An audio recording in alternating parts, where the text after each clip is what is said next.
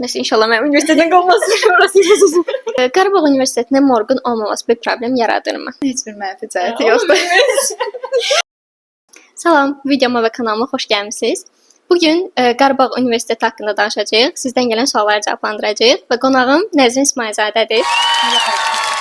Salam, mən İsmailzadə Nəzrin. Qarabağ Universitetinin Tibb və Sağlamlıq Elmləri Fakültəsində tibb ixtisasına təhsil alıram. 1-ci kursu bitirmişəm, 2-ci kursa keçdim.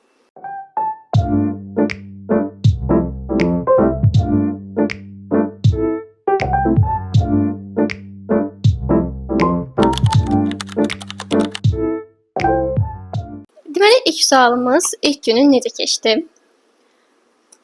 Yəni ki, Qarabağda ilk günüm necə keçdi? Deməli, biz ayın 12-si 600 plus yığan tələbələr, yəni tibb fakültəsi olaraq Xankəndiyə gəlmişdik. Mənim üçün olduqca maraqlı bir gün idi. Çünki ilk dəfə həm də emosional bir gün idi. Çünki ailəmdən ilk dəfə uzaq qalırdım. Bizi gələndə çox xoş qarşıladılar. Belə ki, biz 1-ci, 2-ci kursların yataqxanasında qalmışdıq və hava da belə yağışlı idi. Nəysə, digər məsələn 2-ci kurslar bizə infotureldə Xankəndini falan gəzdirmişdilər. Hərçənd ki, mən qatıla bilməmişdim. Amma ki, belə, yəni sonradan bizi gəzdirmişlər Xankəndə. Bəs ilk dərs günün necə keçdi? İlk dərs günümdən əlavə, deməli, biz universitetlə bağlı həm tanış olmaq üçün, həm də bizə dəyər prinsipini başa salmaq üçün dekanımız və digər müəllimlər bizə görüş təyin eləmişlər. Mən ən çox necə deyirlər, xoş təəssürat yaradan bir şeylərdən biri də o idi ki, biz ilk dəfə ora girəndə müəllimlər ayağa qalxıb bizi alqışlamışdılar. Çox duyğulanmışdım orada məsələn. Orada bizə fakültəmizin məsələn qayda qanunları, həm dəyər prinsipi başa salınmışdı. Sonradan ayın 22-si bizdə tədris ilinin ilk günü idi. Biz ilk dəfə universitetə başlayanda əsasən ingilis dili keçirilirdi. İntensiv ingilis və praktiki ingilis. Tibb dərsləri 1-2 aydan sonra bizə keçirməyə başladı. Ona qədər hələ ki ingilis dilindən bizə baza yaradırdılar. Biz imtahan vermişdik. Hərə öz ingilis səviyyəsinə uyğun təhsil alırdı. Bəli. Okay. Ümumiyyətlə hansı dərsləri keçirdiniz? İndi də keçirik. 1-ci kursda hansı dərsləri keçirdiniz? Bizdə sistem digər sizin universitetdən daha fərqlidir. Məsələn, science fənnində biz həm biokimya, həm fiziologiya, həm də anatomiyanı keçirik. Hansı ki, bu mənim ən çox xoşuma gələn məqamlardan biridir. Bir dərsdə orqanın bütöv şəkildə öyrənirik. Bundan əlavə bizdə CBA, Art and Humanities, Skills, Research fənnimiz var. Bəs məsələn, deyərəm ki, keçirsiniz 1-ci kursda bütün orqanları keçdiniz, bitirdiniz. Bəs məsələn, gələn ildə keçəcəksiniz. Bizdə elə bir ki, hər kursa uyğun olaraq tədris keçirilir. Məsələn, 1-ci kursda bir orqanın tutaq ki, cinsiyyət sistemi keçdik. Onu biz səthi keçiririk. Tam dərinliyinə qədər keçmirik. 2-ci kursda biraz daha detallı şəkildə, 3-cü kursda daha detallı elə şəkildə yəni keçəcəyizə gedirik. Dərs kitabları olaraq nə istifadə edirsiniz? Dərs kitablarında həm ingiliscə də kitablar bizə tövsiyə verirlər, həm də türk dilində. Məsələn, Gartnerdir, Guyton'dır, Harper'dir, sonra Fügen var. Sizdə necədiniz? Bizdə ancaq müəllimlərin yazdığı kitablardan istifadə edirik. Yəni özümüz ingiliscə oxuyuruq, amma onlar imtahana düşmürlər. Boş. Tamamilə sistemlər fərqlidir bu arada. Yazılan kitabla ingiliscə kitab tamamilə sistem fərqlidir. Müəllimlər nə deyirsə o kitabdan elə o da düşürdü. Bizdə elə deyil. Harper hansı şeydir? Fənd. Biokimya olmalıdır. Hə. Səhv deməmişəm. İnşallah səhv deməmişəm. Okay. Saat neçədə başlayıb, neçədə bitir dərslər? Hə. Deməli, bizdə dərs sistemi biraz fərqlidir. Biz 2 ay ingiliscə keçdik deyə, sonradan artıq tibbi çatdırmalıyıq, proqramı çatdırmalıyıq. Bizdə TS 1, 2, 3, 4-dür və hər ayın cədvəli fərqli cürdür. Məsələn, bilmirəm, deyəsən adı da belə olmalıdır. Hər həftə bizdə cədvəl dəyişilir. Məsələn, elə gün olur ki, 08:30-da dərs başlayır, tutaq ki 12-də bitir, elə gün olur ki 18:10-da bitir dərs. Yəni baxır həmin günün cədvəlinə. Amma fasilələrimiz də çoxdur. Hə. Məsələn, dərslər bu qədər çox olmağına baxmayaraq, 18:10-da məsələn bitirdən, nahar fasiləmiz, dərslər arasında fasilələr xeyli yəni çoxdur. Bizə çatır da, yəni çox yorulmuruq. Deyəlim ki, 1-ci orqanın anatomiya, fiziologiyası, biokimyası hamısını bir gündə keçirsiniz. Hə. Belə ki, məsələn, science dərsində 1-ci bizim dəyərli müşfiq müəllimimiz anatomiya, məsələn, cinsiyyətli anatomiyasını başa salır. Sonra biokimya, sonra fiziologiya və sonra isə PDF-in sonunda klinik halları olur. Onlar imtahana düşmür, sadəcə bizim müəyyən bir məlumatımız olsun deyə və patoloji halları falan başa salırlar. Həmçinin bunu demək istəyirəm ki, bizdə məsəl üçün dərsdən dərsə müəllim sayı fərqlənir. Elə vaxt olur ki, klinikalda başqa müəllim başa salır və dərsdə 2-3 müəllim ya 4-5 müəllim. Yəni baxır dərsin ağırlığına əslində. Bir də bizdə panel dərsləri olur. Məsələn, hər həftə sonu 5-ci günlər əsasən panel dərslər olurdu. Bu klinikallarla bağlı. Panel dərslər imtahana düşmür, amma sırf həmin məsələn cinsiyyətdən yenə gedirəm, nəysə. Cinsiyyətin sırf məsələn klinikallarından başa salır o dərsdə və olduqca maraqlıdır bu arada. İmtahan sistemi necədir bəs? Bizdə imtahan sistemi də fərqlidir. Belə ki, məsələn, digər ingilis dili fənni, ADKB olsun, tarixdən biz sizin kimi midterm bir də final veririk. Amma tibbi fənlərdən bizdə midterm final anlayışı yoxdur, ümumiyyətlə semestr anlayışı yoxdur. Bizdə bloklar şəklindədir. 4 dənə blokdan ibarətdir. Hər semestrə 2 blok düşür. Deməli, flipped classroomlar var, TÇS-lər. Bunlar kiçik imtahanlardır. Bizə 1-2 bal verir. Məqsədi nədir? Məsələn, biz dərs keçəndən sonra nə qədər öyrənmişik, KSG kimi düşünürük də bunu. Nə qədər öyrənmişiksə, onun imtahanını veririk. İlk öncə qrup şəxsi, ondan sonra qrup şəklində veririk imtahanı. Sonra blokara imtahanı var, hansı ki bu bütün blokun 25%-ni təşkil edir. Bir də blok sonu imtahanı var, bu da bütün blokun 50%-ni təşkil edir. Belə. Elə KSG BSG. Amma tez-tez aralıqda olur deyə biz davamlı şəkildə öyrənirik də. O yaxşıdır. Universitet şəraiti olaraq əlavə şeylərimiz var. Deməli, universitet haqqında belə deyim ki, bizim universitetdə laboratoriyalar var, xüsusi dərs oxuma otaqları var ki, məsələn, bu arada hər bir otaqda kondisioner var, yəni hava isti olduqda qoşa bilərsiniz, hava soyuq olduqda qoşa bilərsiniz. Oxuma zalları var, kitabxanamız var. Sonra məsələn uzun bir divan var, yorulmusansa, orada yata bilərsən, heç kəs heç nə demir yəni. Kreslolar, divanlar falan var ki, biz məsələn o aralarda, tənəffüslərdə biz gedək orada oturaq. Bufetimizdə yemək yeyirik və bizim dərs oxuma otaqlarımız da bayağı böyükdür də, yəni həqiqətən çox böyükdür. Və belə bunu da qeyd edeyim ki, bizdə həm lövhələr var, həm də proyektorlar da var. Elektron proyektorlar da var ki, məsələn bizə vizual şəkildə daha yaxşı göstərsinlər. Bizdə internet necədir? Sadəcə bufetdə vardı. Bufetdə də bəzən çəkir, bəzən çəkmir. Sadəcə bufetdə bir mərtəbədə, əsas binada var. Qalan heç yerdə bizdə Wi-Fi yoxdur. Oxuma zalları kimi yox, kitabxana kimidir, amma bir mərtəbədədir və çox səs-küylü olur. Çünki elə bil ki, çox vaxt tələbələr imtahana girməzdən və bütün əşyalarını qoyurlar ora deyə çox səs-küylü olur və o biri otaq kimi olanlar da çox elə bir sıxdır. Adam boğulur orada, oxuya bilmir. Belə deyim, bizdə internet hər yerdə işləyir. Bir də bufetdə biraz bəzən necə deyim, gedib gəlmələr olur da. Amma belə hər yerdə internetimiz işləyir və bayağı bizdə dolablar falan da var. Şəkillərini zaten videolarını atarım, tapsam inşallah. Dolablarımız da var. Məsələn, əşyalarımızı dolablara qoyuruq, sonra kod yazırıq, kodlanır, onlar orada qalırlar. Dediyim kimi hər yerdə divan falan, hər şey var da, yəni puflar falan da var ki, biz oturaq. Sonra bizdə biz imtahanı bilsən harda veririk? Bizim 3-cü mərtəbədə oxuma yox, imtahan vermə kompüter otağı yerimiz var. Ayrı-ayrı kompüterlərdir. Biz orada oturuq. Məncə sizdə də elədir. Hə, görmüşdüm. Orada oturuq, yəni imtahanı veririk. Oranın interneti ayrıdır. Oranın interneti ayrıdır. Biz imtahan otağındakı interneti bilmirik, amma bizdə də ayrı-ayrı otaqlar, yəni daha doğrusu kompüterlər olur. Orada imtahan veririk və patok-patok yeyirik biz imtahanı. Hə. Bizdə patok deyil, belə deməyim də. TS1, məsələn, TS3 ilə TS4 1 gedir, TS1 ilə TS2 imtahanı 1 verir.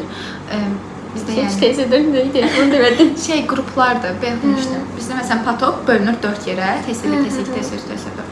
Bir də məsələn bizdə 3-cü mərtəbədə biz sırf su içə bilək deyə su filtrizasiyası qoşublar ora, kran da ayrı. Oradan su içirik. Hətta kofe maşını falan da var ki, məsələn kofe istəsəniz oradan içə bilərsiniz. Sadəcə stəkanınızı falan gətirirsiniz, qoyursunuz, nə vaxt istəsəniz içə bilərsiniz. Kofe aparatı vardı, sadəcə ödənişlidir bizdə. Yox, bizdə pulsuzdur. Bir də deyəsən sizdə məsələn otaqlar tələbənindir, müəllimlər otaqlara gəlir. Belə bir şey. Bizdə məsələn deyim ki, hər müəllimin ayrı otağı olur, ora gedirik. Nə mənada? Sual soruşmaq istəyəndə? Yox, ümumiyyətlə elə bil ki, dərs keçmək üçün otaqlar olur. Orada müəllimlərin otaqlarıdır. Biz həmin müəllimin otağına gedirib dərs keçirik. Amma sizdə deyəsən, sizdə elə deyil? Belə deyim, yox. Sizdə məktəb kimi elə bir sinifiniz olur? Hə. Belə deyim, müəllimlərin 3-cü mərtəbədə öz şəxsi otaqları var. Onlar yəni orada olurlar. Amma biz dərs keçmə otaqlarımız tamamilə fərqlidir. Məsələn, həqiqətən bizdə sinif kimi bəlkə gedə bilər. Yəni böyük otaqdır. Biz bilirik ki, tutaq ki və bizim hər otağımızda məsələn yanında adlar yazılır. Kür otağı, yəni xarı bilbil otağı. Məsələn, yazılır ki, 13:30-dakı dərs kür otağındadır. Biz gelirik kür otağına. Müəllim də ora gəlir. Patok dərsləri isə Naxçıvan zalında keçirilir. Oranın adını elə qoyublar. Böyük bir otaqda orada da patok dərslərini keçirik. Yəni bizdə məsələn hər kafedrada ayrıdır. Hər kafedra mühafizə zalı da ayrıdır, otaqları da ayrıdır, müəllimlər də ayrıdır. Və bizdə kafedra anlayışı yoxdur deyə, ona görə də belədir. Məncə bizimki daha yaxşıdır. Yəni məncə ikisi də okeydir. İkisi də okeydir. Sonra mən yazmasınlar, altı düşmanı falan. Bir də bu semestr gec bitmişdi deyəsən dərslər. L-nın ortası. Niyə məsələn? Niyəsə bizdə həmçinin OSCE imtahanı var idi. Məsələn, bir blok sonu imtahanı falan verdik. Bir də iyulun səhv eləmirəmsə 8-i bizdə OSCE imtahanı idi. OSCE imtahanında necədir? Bacarıq imtahanıdır. 5 stansiya olur və hər stansiyada bir bacarıq olur. Məsələn, kağız çəkirsən, sənə düşür ki, suda boğulmadı, yetkin adamda. Necə qurtararsan və hər stansiyada deyəsən 10 dəqiqə vaxtın var. Və müəllimlər olur 2-3 dənə müəllim, hansı ki meyarlara baxırlar. Sən nə edirsən ona uyğun sənə qiymət verirlər. 5 dənə stansiya belə idi. Biz POX-a baxdıq, suda boğulma, BLS-dir, CPR-dır, hamısı belə var idi. Məncə çox yaxşıdır bu arada. Çünki klinikal, yəni mən hamının bilməli olduğu əslində şeylərdir də. Biz onları məsələn CPR-də, uşaqlarda CPR, sonra nə idi? İynə vurma, iynə vurmaq falan onları 2-ci kursda verdik. Ya bizdə 1-ci kursdan hamısı keçilibdi. Hə. 3-cü kursda da məsələn auskultasiya falan, stetoskopla beyin böyütlərini, ürəyin normasını, patologiya. Ürəyin normasını falan bizdə keçməmişik, amma o təzyiq falan hamısını keçmişik biz. Siz amma 4-cü kursda, biz 1-ci kursda. Qarabağ fərqi. Yox, 3 amma. Tamam. Hakkına girmiyor. Okay. Tələbə həkim münasibətləri necədir məsələn? Bizdə bütün müəllimlər həkimlərdir əslində və mən belə deyim ki, müəllimlər qətiyyən bizə yuxarıdan aşağı baxmırlar. O qədər dəstək və kömək olurlar ki, məsələn bir şeydə çətinliyim olsun bir mövzuda. Mən rahatlıqla müəllimdən onu soruşa bilirəm. Müəllimlər həqiqətən hər tərəfli, hər mövzuda insana dəstək göstərirlər və mən bir şey başa düşmədim deyirəmsə, 15 dəfə də olsa başa salırlar onu. Yəni olduqca yaxşıdır. Bəs məsələn mühazirə falan, ya ümumiyyətlə dərslərdə hamınız bir yerdə oturub keçirsiniz yoxsa? Elə dərslər var ki, məsələn, science dərslər, onlar patok dərsləridir. Amma elə dərslər də var ki, biz TS olaraq ayrılmışıq, bu qrup kimidir də. Biz onları ayrı-ayrı keçirik. Məsələn, bu CB-də, research-da falan nədir? Bir də bizə şey olur, science-dan praktika dərsləri olur. Hansı ki, -1-ə enirik, orada gözün falan modelləri var. Hə, bizə o modellər göstərilir, bir-bir izah edir, vizual şəkildə öyrənmək üçün. Qarabağ Universitetində morqun olmaması bir problem yaradırmı? Bu hamının problemi bir sualdır. Aydın məndən də yəni yazıb soruşurlar, amma qətiyyən problem yaranmır. Çünki məncə sizdə də anatomaş var. Bizdə yeni, yəni modern şəkildə anatomaş var və hər hansı bir sistemi öyrəndikdən sonra biz gedib orada rahatlıqla həm anatomaşdan istifadə edə bilirik. Müəllim təbii ki, bizə nəzarət edir. Tutaq ki, tənəffüs sistemini öyrəndik. Anatomaş vasitəsilə onun biokimyası, fiziologiyası, anatomiyasına baxa bilirik. Orada cəsədlər olur, onlara baxırıq. Hətta MRT-sinə falan da baxmaq olur. Yəni hər şeyinə, histologiyasına falan, hər şeyinə baxmaq olur. Yəni qətiyyən bir problem yaratmır. Bu sualı mən də cavablayım. Məsələn, Tibb Universitetində deyəlim ki, morq vardı, amma o qədər də böyük bir ekstrası məncə yoxdur. Yəni sadəcə elə bir ki, çürümüş bir maket üzərində görürsən o insan orqanları. Morq yəni keçmişdən insan beynində qalan bir şeydir ki, hə, universitetdə morq olar, amma anatomajın olmasının çox yəni avantajları var. Bu arada imtahan suallarınız məsələn nətər olur? Açıq suallar olur, qapalı suallar olur. Onu da deyim. Deməli TÇS-də fərqli olur. Təxmini 10 sual olur. Bunun məsələn tutaq ki, 8-i qapalı, 2-si açıq olur. Bu yəni hər imtahan dəyişir. Blokara imtahanında 10 sual olur və hamısı açıq olur. Biraz çətin olur. Amma blok sonu imtahanında 50 sual olur, hamısı qapalı olur. Bu arada yəni bizdə məsələn imtahanlar hamısı qarışıqdır. Blokara imtahanı verirəmsə, təkcə science-dan onu vermirəm. Bütün fənlərdən verirəm. Skills-dır, science-dır, research-dır, hamısı CBA-də. Bir imtahanda 50 sual bütün fənlər, hər şey əhatə edir. Hamısını əhatə edir. Yəni blok sonu. Praktikalarınız olurmu? Neyinirsiniz orada? Praktikalarımız olur. Bizdə təzədən acil açıldı, təcili tibbi yardım açıldı. Buradan Turan hocamı təbrik edirəm. Bizim Turan hoca tibbi yardım həkimidir və tibbi yardım sistemimiz açıldı. Olursa sevinç verici bir haldır. Orada da yəqin ki praktika eləyəcəyik. Biz Bərdəyə səyahətə getmişdik. Bu əslində Sibir xəttindən idi bizdə. Necə? Orada elə bir ki xəstəxanalara getmişdik. Xəstəxananın durumuna falan baxmışdıq və komanda şəklində 2-3 nəfər olaraq və yanımızda bir dənə tibbatçı və həkim bizi ailələrə paylamışdılar. Məsələn, mən getdiyim ailədə kişinin şəkər xəstəsi idi və bir ayağı amputasiya olmuşdu. Məqsəd nə idi bəs ora getməkdə? Biz xəstəxana ilə maraqlandıq ki, bəs dərmanla təchiz olunurmu? Bu həqiqətən doğrudurmu? Getdik, soruşduq məsələn kişidən ki, çünki ayağı amputasiya olub, hər zaman xəstəxanaya məsələn gedə bilmir. Həqiqətən yəni sizi gəlib görürlərmi? O da dedi ki, yəni biz çağırmadan belə gəlirlər. 1-2 həftədən bir həkimlər gəlirlər ki, bizi yoxlasınlar, dərmanlarına baxdıq. Bəs ailədə nə qədər xəstə var? Onunla maraqlanan varmı? Biz hər şeyinə belə baxdıq və ümumi sonradan bizə form göndərdi. Biz qısa reflektiv və uzun reflektiv rapor yazaraq durumu bəlirtdik məsələn onlara. Bir növəsində audit kimi hansı ki xarici ölkələrdə CV-yə yaza bilirsən ki, mən məsələn audit eləmişəm, bunlar eləmişəm və sənin elə bir ki, hamıdan önə atır onlar. Bu Qarabağın çox avantajıdır ki, sizi yəni birinci kursdan həmin o mühitə salır və siz həqiqətən öyrənirsiniz, müşahidə edirsiniz. Yəni fərqindəlik insana qazandırır. Sadəcə bizdə məsələn indi deyərəm ki, anatomiya keçir, histologiya keçir. Onu insan üzərinə nə qədər yansıda bilərik ki, bildin? Patologiya keçmirik axı. Necə yəni? Məsələn, birinci kursda biz patologiya keçmirik. Sadəcə anatomiya, histologiya keçirik. Bir də qalan qeyri-ixtisas fənləri. Amma məsələn Qarabağ deyən patologiya keçirsə, bunu bir növ öyrənirsən, görə bilirsən. Zaten patologiyanın məqsədi indi tam eləbəyə ona yeritmək deyil də. Sadəcə indidən məlumat verir ki, məsələn belə xəstəlik var, bu olana necə olar. Yəni o sadəcə bilgilənmək məqsədi daşıyır. Nəsə inşallah mənim göstərdən qalmaz. Research dərsləri dedin. Research dərsləri necə olur məsələn? Research bizim tədqiqat dərslərimizdir. Hansı ki biz orada məsələn ən sonlarda Jamovi məqalələr var, hansı ki tibbi məqalələr. Hansı məqalələr güvənilirdir, hansı məqalədən araşdırma aparmaq olar, məqalə necə yazılır. Bunları öyrənirik. Həmçinin bizdə məsələn sonlarda datalar olur. Tutaq ki, biz elə praktika eləmişdik, onu da deyim. Məsələn mən uşaqları paylamışdılar əsas binaya və digər yerlərə, klinikaya məsələn. Mən əsas binaya düşmüşdüm. İnsanlar gəlirlər, məsələn, siz deyirsiniz ki, onlar sizdən hal-hazırda forma bir dənə imza atın, icazəniz varsa təzyiqinizi ölçək, boyunuzu ölçək, kilonuzu ölçək. Biz onlara ölçdük. Onun əvvəldə bizə Jamovi proqramını öyrətmişdilər. Hansı ki, Jamovidə bu xəstələrin datalarını yazırsan hamısını və göndərirsən. Biz bunu gələcəkdə əslində eləyəcəyik də, xəstələr falan gələndə datalarını yazacağıq. Hə, onu indidən məsələn öyrədirlər, tədqiqat işlərini. Elə ki biz görürük.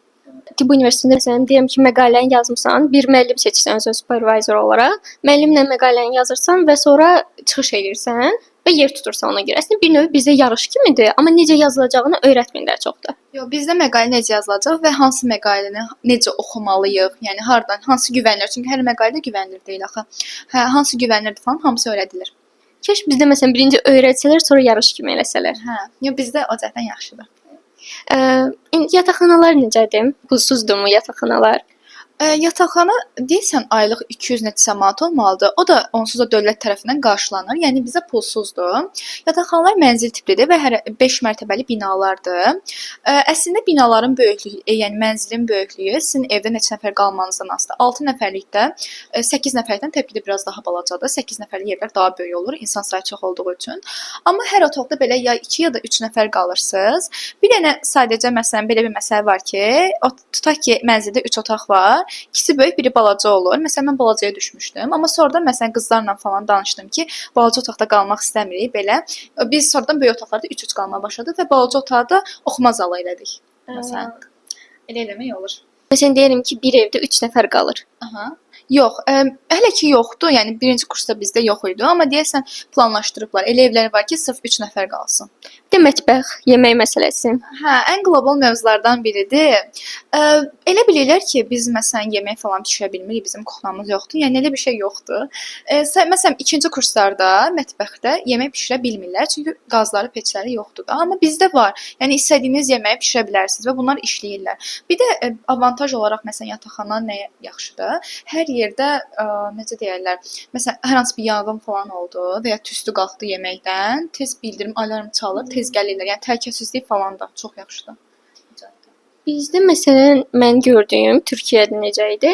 Orda məsələn alarmın çoxsunun üstünə kağızat yapışdırmışlar ya da kloksat qoymuşlar ki, siqaret çəkəndən şey olmasın Yox, falan. bizdə gəlib baxırlar, yoxlayırlar bu arada. Evi təmizləməyə gələndə siz evi özünüz təmizləyirdiniz yoxsa? Yurt, yəni Türkiyədəki yurtda hə. Hə, yox, bizdə özəl gələr təmizləyirlər və videosunu çəkirlər. Yuxarı falan da baxırlar ki, kimsə nəsə elə bir şey eləyib yoxsa yox. Yəni elə bir şey yoxdur. Təhlükəsizdir. Yaxşıdır. Gəlin Qarabağa gəlin. Amma yəni Azərbaycanda da yurtlarda şeydir, özünüz təmizləyirsiniz tamamilə. Yox, bizdə sağ olsun xalalar var, çox şirin qadınlar, onlar gəlir təmizləyirlər. Belə. Bir də məsələn otaqların qapısı bağlı mı olur, açıq mı olur? Evlərin qapısı. Evdə əlbəttə ki, hər adamın öz açarı var. Evdən çıxanda zaten evin belə qapısını bağlayırıq. Otaqda olanda, yəni istərsən qapın bağla da, yəni onu heç kəsə demir. Amma məsələn mən otaqda 3 qız qalıram, onlar çöldədir, mən bağlayım, o olmur da, yəni indi istərsəniz gəlib getmək istəyər. Yəni Amma yəni evlər ev kimi olur. hə, tam ev, tam 5 mərtəbəli ev düşünün, eynisidir. Yəni öz evimizdə. Qızlarla necə olur, çətin olurmu məsələn? Belə deyim, o məsələn mənə də sual gəlmişdi ki, istədiyimiz adamla qala bilərikmi? İstədiyiniz adamla qala bilərsiniz. Qarabağa qəbul olduqdan sonra form atılır və forma maksimum 3 nəfər yaza bilərsiniz. Amma bir şərt var ki, onlar da sizi yazsın. Məsələn, altına yaza bilərsiniz ki, mən böyük otağa düşmək istəyirəm, mən bu insanla ev yoldaşı olmaq istəyirəm, o bir insanla otaq yoldaşı olmaq istəyirəm. Bunun hamısı nəzərə alınır. Mən bir dənə qız yazmışdım, ona da otaq yoldaşı zaten düşdüm. Və yola getmək biraz bəxt məsələsidir. Yəni yazdığınız insanlar təsadüfən də məsələn forma yaza bilərsiniz ki, mən sakit adamla yola getmək istəyirəm falan. Hamısını məncə nəzərə alırlar. Yəni elə adamlarla. Uzaq sonradan yola getməsəz, yəni ev dəyişdirmək mümkündür. Yəni nə qədər neçə dəfə şans var ki, neçə dəfə dəyişə bilərsiniz? Məncə 2 dəfə falan var. Ya da 1 dəfə. 2 dəfə məncə var. Razılıq olduqda dəyişmək olur. Məsələn bizdə yataqxanada, bizim öz yataqxanamızda soba falan olduğu üçün biz öz yeməklərimizi bişiririk. Amma yox bişirmək istəmirsənsə, 2-ci kursun yataqxanasında yeməkxana var. Hansı ki bu yeməkxanada da qiymətlər çox münasibdir deyə düşünürəm. Yəni çox münasib deyil, amma münasibdir də. Məsələn, günorta yeməyi maksimumda 4 manat, 5 manat belə. Çamaşırxana da 2-ci kursun yataqxanasındadır və hər ay bir dəfə pulsuz 4 kiloqrama qədər paltarlarınızı vermə haqqınız var. Amma yox ikinci dəfə vermək istəyirsinizsə, artıq bilet almalısınız. Pulla 3 manat o da səhv eləmirəmsə, ondan sonra verirsiniz. Belədir yəni. Bəs könüllülük, sosial həyat necədir? Gəzməyə yer varmı, yoxsa limitlidirmi? Sosial tələbə həyatı yaşamaq olurmu? Tam şəkildə sosial tələbə həyatı məncə yaşamaq olur deyə bilərəm. Əslində bu insanın insana fərqlənir. Məsələn, əgər siz şəhəri çox sevirsinizsə, sizin üçün sosiallıq anlayışı şəhərdirsə, onda sosial tələbə həyatı yoxdur. Amma mənə görə tam şəkildə var. Necə? Gəzməyə yerlər var, kofe shoplar olsun, restoranlar olsun və karaoke yeri də açılıb, antikafe də orada var. Yəni hər şey açılıb, nə istəyirsiniz? Ticarət mərkəzi falan da var. Yəni orada gəzməyə falan yerlər var. Hətta Xankəndə məsələn Şuşaya gedə bilərsiniz, Laçına gedə bilərsiniz gəzməyə.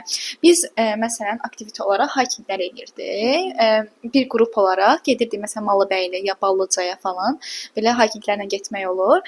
Bir də sual gəlmişdi. Könüllülüklə bağlı deyəsən gəlmişdi. Əsas binada məsələn Qarabağ qrupu var. Orada bütün könüllüləri atırlar ki, məsələn istəyirsinizsə buna qoşula bilərsiniz. Ümumiyyətlə tibbə aid deyirsinizsə, Mədinə xanım var bizdə. Sağ olsun, bizim böyük bacımız kimidir də, belə deyim. Bütün problemlərimizlə məşğul olur. Tibblə bağlı bizə yararlı olacaq könüllülər olduqda özü bizim qrupa atır ki, buna qoşulun. Yəni kim istəyirsə qoşula bilər. Yəni belə necə deyim? Könüllülüklər, debat klublar da var çoxu. Məsələn, tibb klubunun özü var. Mən məsələn özüm məqalə oxuyursunuz, ya ingilis dilində, ya da Azərbaycan dilində. Onu sonradan bütün auditoriyaya, yəni başa salırsınız ki, bəs bu fərqli ola bilər. Yəni məqalənin mövzusundan asılıdır. Belə debat klubu var, psixologiya klubu var. Yəni öz hobbinizə uyğun tapa bilirsiniz. Bəs nə yaxşıymış. Mən elə bildim ki, sadəcə bir dənə tibb klubu vardı. Yox, bütün klublar var. Debatdır, psixologiyadır, incəsənət klubudur. Yəni hansını istəyirsiniz qoşula bilərsiniz.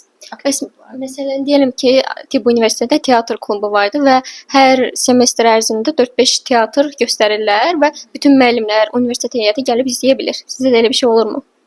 Bizdə teatr klubu belə deyim, bizdə capstone proyektlər olur. Bizdə ingilis dilindən, ingilis dili bitənə yaxın bir capstone proyekt seçirsən və onu təqdim edirsən. Necədir? Məsələn, biz film çəkmişdik, kino çəkmişdik ingilis dilində. 1 saatlıq bir kino idi və çox qəşəng idi. Bizim bütün istənilən adam, məsələn, o qrupa atılır ki, belə-belə bir şey olacaq. Kim istəyirsə gəlsin və istəyənlər də gəlir. Yəni bütün fakültələrdən insanlar gələ bilər. Məsələn, eləsi var teatr hazırlayırdı, eləsi var məsələn nəyisə səhnələşdirirdi. İngilis dilində olmaq şərti ilə hər şey edilir və o qrupa atılır. Sən deyirsən ki, "A, mənim saatıma uyğundur", gedirsən izləyirsən. Inside Out falan edənlər var idi. Əslində, məsələn, öz Capstone proyektimizdə kriminal kino çəkmişdik, onu təqdim etmişdik, yəni mükəmməl idi. Necə çəkirsiniz kinonu? Telefonla. Adi kino kimi çəkdik. Bizdə şeydə bu səs yazan cihazlardan falan var idi. Belə çəkdik də. Bəs, Amma nə qədər əziyyət çəkmişdi, müəllimimiz nə qədər əziyyət çəkmişdi. Sonra editləməsi falan belə. məsələn sən aktrisa kimi iştirak eləmişdin yoxsa? Hamı iştirak eləməlidir. Hamı ən azı öz Capstone proyektində ən azı 2 dəqiqə falan, 5 dəqiqə, 2 dəqiqə iştirak eləməlidir və dekanımız falan da gəlmişdi izləməyə. Yəni bizə alqışladılar falan, şəkil çəkdirdi. Yəni çox necə deyim, isti bir mühitdə, hə, eynən. Bir də mən məsələn şey görmüşdüm. Hələ Qarabağın ilk açılan ilində gecə bütün uşaqlar yığışırdılar, gitarı çalırdılar, Qarabağ mahnısı oxuyurdular. Belə deyim, yataqxanaya giriş saat 7-dən yataqxanadan çıxa bilərsiniz. Saat gecə axşam 10-da yataqxanaya girməlisiniz. Əvvəl gecikməyə 5-10 dəqiqə qoydular, artıq indi qoymurlar. Yəni tam saat 10-da içəridə olmalısınız, amma saat 11-ə qədər yataqxananın həyətində ola bilərsiniz və eləsi var məsələn gitar çalır, eləsi var voleybol oynayır. Məsələn biz düşürdük öz qrup yoldaşlarımızla, mafiya oynayırdıq, voleybol oynayırdıq, ortada qalda oynayırdıq. Yəni belə yerdə vaxt keçirdirdik. Yəni ona heç kəs heç nə demir. Bir də qrupda neçə nəfərsiniz siz? Biz Patokda 90 nəfərik, özümüz qrupda 20-22 belə nəfərik, yəni. 22. Çox kiçik boyundur. Bizdə 12-13 nəfər idi. Hələ Patokda nə qədər şey? Patokda da elə 90, 7 vur 12 neçə eləyir? Alır, salır. O bizdə nə qədər qrupdur ki? Elə Bir dənə qrup. bütün MP2 142 zat uşaq. Yox 242 ya 142 belə uşaq. 3 patokdur. Yox, bizdə TS1, TS2, TS şoka düşdüm. Yox, əslində mən o qədər çox gəlmir. Yəni bir sinif kimi idi də. 12 nəfər mənə çox az gəldi şəxsən. Yəni 4 dənə qrupa bölüblər bizi. Özdə belə bir şey var ki, tip bacılarla tip qətiyyən ayrılmır. Yəni biz necə deyim, tip bacısı, tip ayrımı yoxdur. Bizim qruplarda tip bacıları falan da var. Tip bacısı ilə tip eyni dərs keçir hal-hazırda. Biz ikinci kursdan ayrılacağıq dərs olaraq. Bizdə sadəcə məsələn deyirəm ki, ingilis dilisi, tarixçisi, onlar da mühazirə dərsləri ya da ingilis dilində deyəlim qrup dərsləridirsə o zaman olurlar.